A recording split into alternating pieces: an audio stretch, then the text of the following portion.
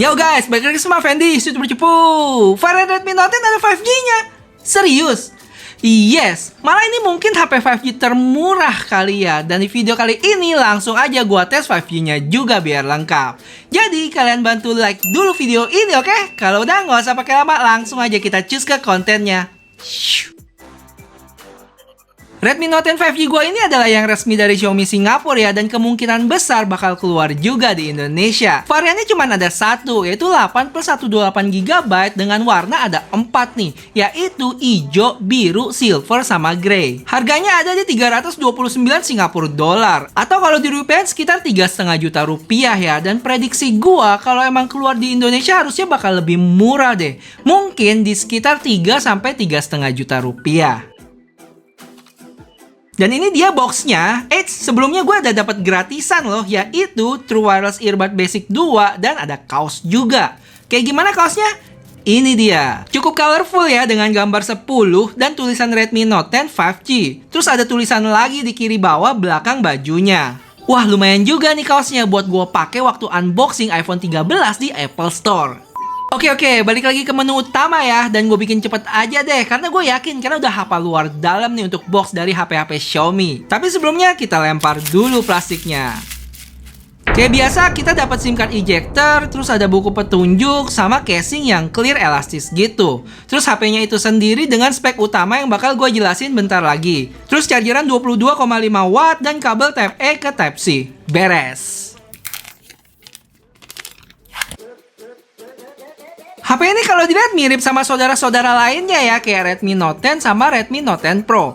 Tapi kalau kita lihat lebih detail lagi, ketemu nih gua beberapa perbedaan. Misalnya frame untuk Note 10 dan Note 10 Pro ini lebih mengkilap, sedangkan Note 10 5G itu enggak ya. Terus fingerprintnya juga bukan melengkung gitu. Dan terakhir adalah kamera modulnya. Kalian bisa langsung bandingin di sini. Dan kalau kita lihat dia yang paling kecil sendiri loh. Untuk bahan belakangnya dia bukan yang glossy-glossy gitu ya, tapi agak doff. Terus di bagian depan dia punya layar dengan ukuran 6,5 inch dot display yang bezel bawahnya itu lebih tebel loh dibanding sisi lainnya. Terus sudah dapat screen protector bawaan dan dilindungi Gorilla Glass 3. Untuk sisi frame dan belakangnya itu dari plastik. Lanjut di bagian kanan ada volume dan power button yang merangkap sebagai fingerprint. Di kiri ada slot SIM card yang hybrid, bawah mic, port Type-C, dan speaker. Di atas ada 3,5 mili jack dan AR blaster. So far digenggam cukup enak sih, karena dia punya berat sekitar 190 gram dengan tebal 8,92 mm. Lanjut kita ngomongin spesifikasinya. Mulai dari layarnya yang punya ukuran 6,5 inch IPS LCD. Dan untuk refresh rate-nya, dia udah 90 Hz loh. Dan tipenya itu yang adaptif. Jadi maksudnya apa? Tergantung situasi, refresh rate-nya itu bisa berubah-berubah. Mulai dari 30, 50, 60, sampai ke 90.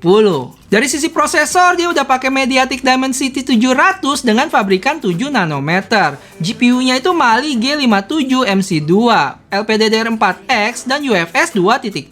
Sekalian juga nih gue tampilin skor Antutu dan Geekbench-nya. Untuk baterainya dia berkapasitas 5000 mAh, lumayan gede ya, yang udah support 18 watt charging. Tapi kita dapat chargeran itu 22,5 watt loh. Gimana dengan kameranya? Dia punya triple kamera di belakang ya, yaitu kamera utamanya dengan 48 megapiksel, habis itu 2 megapiksel makro dan 2 megapiksel depth. Dan bagian depan punya kamera 8 megapiksel. Untuk spek lainnya itu diantaranya dia udah dual 5G. Sabar, ini nanti gue jelasin lebih detail di belakang sambil tes 5G-nya juga. Habis itu NFC, AR blaster, hybrid SIM, sama terakhir OS-nya yang MIUI 12 ya, bukan MIUI 12.5 dengan berbasis Android 11. Sebelum kita mulai tesnya, berikut adalah frekuensi atau spektrum yang disupport oleh Redmi Note 10 5G. Dan kalau kita lihat di sana ada N40 atau 2300 MHz, yang mana frekuensi ini didukung oleh Telkomsel yang baru aja ngeluncurin 5G di Indonesia. Wah, selamat ya, keren. Endorse dong. Buat yang bengong gak tau gue ngomong apa barusan, gue jelasin singkat dikit nih. Jangan kabur dulu, ini informasi penting. Jadi N1, N3, N40, dan lain sebagainya yang kita lihat tadi adalah nama frekuensi band yang disupport oleh Redmi Note 10 5G. Kalian bisa mikir NNN ini udah kayak inisial atau kode doang, yang mana untuk tiap-tiap kode ini dia punya frekuensi dengan satuan Hertz. Contohnya kalau kita cek lebih lanjut di tabel ini, band 40 itu punya frekuensi 2300 MHz, atau sama juga dengan 2,3 GHz. Jadi ingat ya, N1, N3, N40 itu adalah nama bandnya atau kode frekuensi. Dan 2300 MHz-nya itu ada frekuensi atau spektrumnya. Jadi apa arti dari semua ini?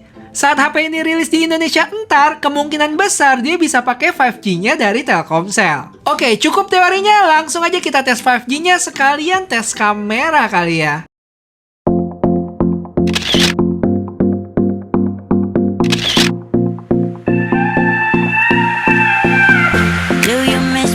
Oh ya guys, jadi untuk tes 5G ini gue bakal ke 3 tempat di Ion Orchard. Gue sekarang lagi di Ion Orchard, habis itu ke Apple Store sama markasnya Singtel nih di Com Center. Dan sekalian kita tes kamera depannya. Gimana menurut kalian?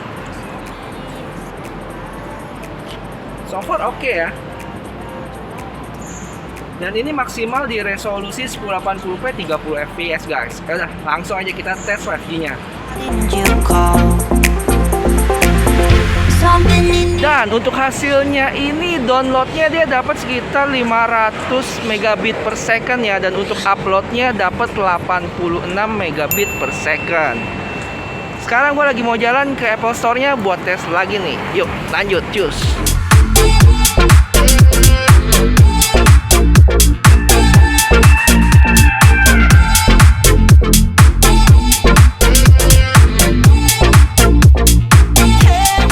Lebih tinggi ya, ternyata dapat 870-an megabit per second guys. Keren nih emang di depan Apple Store. Dan uploadnya itu masih mirip ya, 80-an megabit per second. Dan kalau kita lihat dari hasil gambar di sini, dia agak crop in ya. Cuman bagusnya itu lebih stabil sih kalau gue coba lihat di sini. Ada goyang, cuman nggak terlalu parah. Oke, lanjut kita ke markasnya Singtel, tempat terakhir. Yuk. Looks like you're changing and all. But why didn't you call? Something in the air, always something in the air.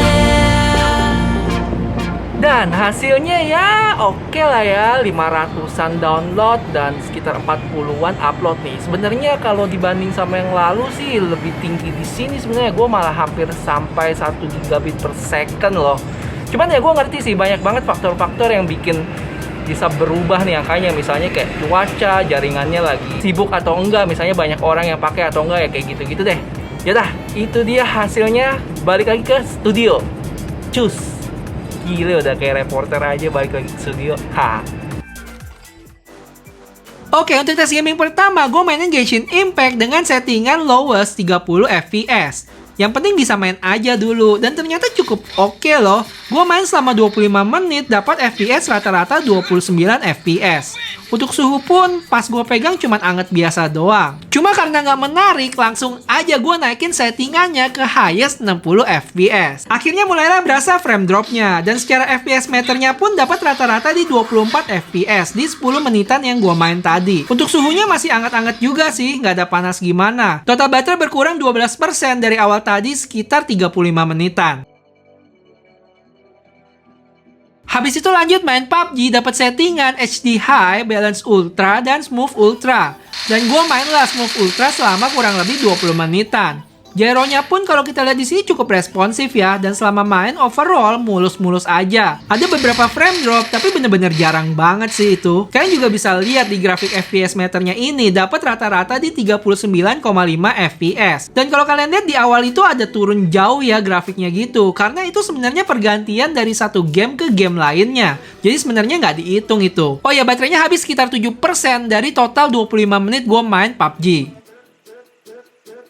Oke, jadi bersiaplah, 5G sudah di depan mata dan HP-HP murah ber-5G pun sudah berkeliaran. Oh ya, kalau kalian tertarik dengan teknologi 5G ini, kalian wajib ya nonton video 5G gua sebelumnya. Di sana gue jelasin banyak hal dengan bahasa sesimpel mungkin supaya kalian ngerti. Dan sebenarnya gue lagi cari motivasi sih buat lanjutin ke part 2 5G di Singapura ini. Kalian komen ya di bawah kalau emang tertarik pengen gue bikinin. Yaudah, semoga bermanfaat videonya. Kalau iya, gue nggak minta banyak. Gue cuma minta tolong kalian buat like video ini ya. Jadi gue bisa tahu nih kalau gue bikin video ini nggak sia-sia. Kalau kalian bisa share, waduh, gue lebih senang lagi nih. Oke, sampai ketemu di video selanjutnya. Bye-bye. Buat yang bengong gak tau gue ngomong apa barusan, gue jelasin dikit ya. Jangan kabur dulu, ini video penting.